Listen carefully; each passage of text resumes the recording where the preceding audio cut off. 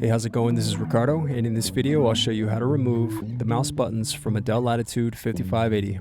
If you're looking for parts for this laptop, go to our website and use this coupon for a 5% off discount.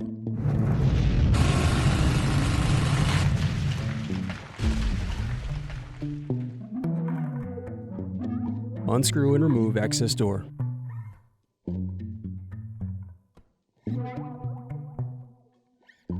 Now unscrew and disconnect battery.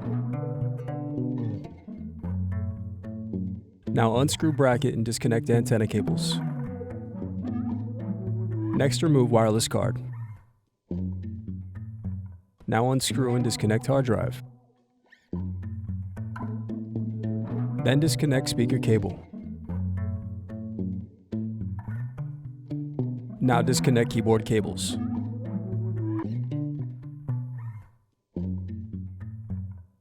Now unscrew and remove chassis frame.